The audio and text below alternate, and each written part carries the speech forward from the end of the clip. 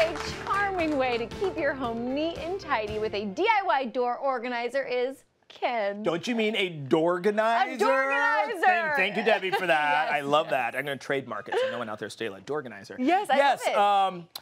I have a little bit of an issue at home. We have a lot of doors and we have a lot of stuff. Okay. So I thought I could solve two problems with one thing, the dorganizer. Okay, so you just have a lot of doors lying around. We have an old house, old houses, Victorians, they put doors everywhere. So there's like 5 doors coming off the kitchen. So I took off, but I don't want to throw them away because they're beautiful old doors. Absolutely. So I love finding ways to use them. Okay, so you have a lot, but what if you don't have a lot of doors? If you don't have a freakish house built in 1904. Where could you find one? You can obviously go to the hardware store and buy them, but you do want a solid core door so they can get a little pricey. So go to architectural salvage places or check online. You'd be amazed at the number of people who are trying to get rid of doors. Really? So for 20, 25, 30 bucks, you can get one. Some of those old ones have a beautiful patina. You won't even need to paint them because they'll be so pretty. Right, and I feel like even at like flea markets, I've seen a lot of them, and I'm always like, oh, that looks so pretty, like a vintagey looking door. Exactly. What can I do with it? So this is really great. Boom. How do we get started? How do we mount it? Yeah, so first thing you're going to want to do, just a couple of things. Yeah. You do want to mount this to the wall so that it's stable. There are all sorts of,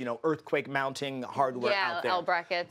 The other thing that I went ahead and did is I got a 2x2 piece of wood, and I had the hardware store cut it to the width of the door. This door's 36 inches. Okay. And all I did was mount the 2x2 right here. I painted the same color door, and I just mounted it by screwing straight in. Easy breezy. Okay, so those are sort of the basics of like the framework. Okay, and why is that there? That's for the bench? That's going to be for support for our bench. Yeah, so I'm going to make that bench now, which is very easy. Anyone at home can do this. What I did at the hardware store, I had them cut down the 2x2, then I had to also cut down a 1x12 into 2 pieces. A 1x12. So this is 12 inches, but that seems like it's like 48 inches or something. Where's 1 inch refers to the thickness. Oh. So when you see wood, it's going to be a 1x12 is going to be 1 inch thick and 12 inches wide.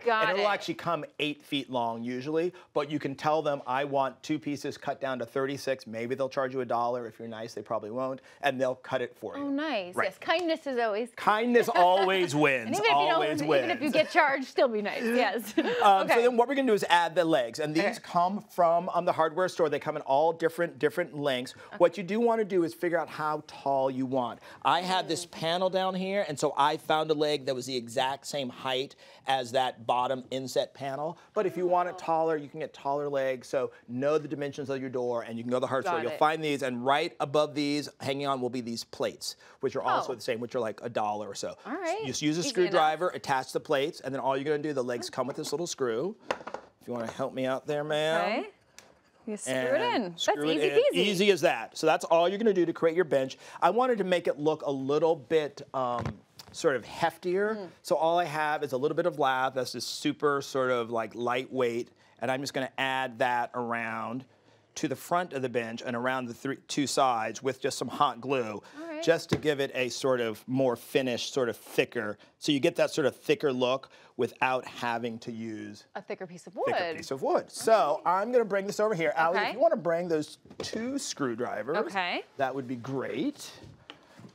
And what we're going to do is I'm just sitting this. I had attached that 2x2 at the exact same height as the actual. I'm going to take that one. At the exact same height as the legs. So this is just going to sit right on there. And Allie, I don't know, how is your actual building ability? I don't know. We're going to find out. We're going to do some. Let's grab our safety goggles here. Here for you. Oh, thank you. So all we're going to do is just go straight down from the top into the actual 2x2 there. The only thing that you have to look out for is that you don't hit the screws that are going in. So know what dimensions your screws are going in. And put those just so they don't. I did it. Look at you, Miss Power Tool. Okay. Oh my gosh. Usually I would not recommend doing this in a cute little red dress, but obviously it works. It works for some people. Us gals do what we gotta do, right? You can do everything that men can do, but in a dress and heels. I love it. Right. Gotta get it a little bit more. I almost got it. There you go. Hold on. There you go. Well done. So basically, your bench is done. That easy, very inexpensive. And the shelf is even easier. What I have, 2 brackets, also from the hardware store. These come, as you can see here, they have little notches on the back for hanging. Different ones might have a different mechanism, but just follow the directions. And we're just going to hang those right here. I have 2 screws. So again, you buy the brackets. They come with all of this right there at the hardware store. All right. And then that second 1x12, you want to give me a hand there, ma'am? And we're just going to set that right on top. Now, what you can do for extra stability is just with your screwdriver, a couple of screws right in the top here.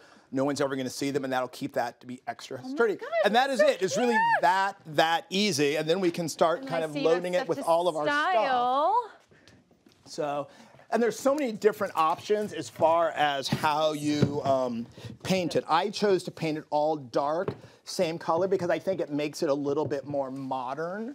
Oh, yeah. But obviously, you could do anything depending upon your actual decor. Yeah, I actually think it would look really nice if this was like all white and then this is like a chocolate brown.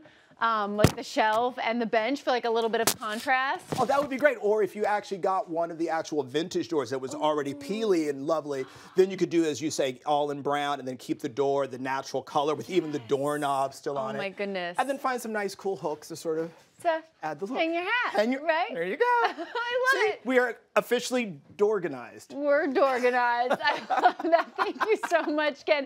And make sure to visit hallmarkchannel.com for the full instructions. And now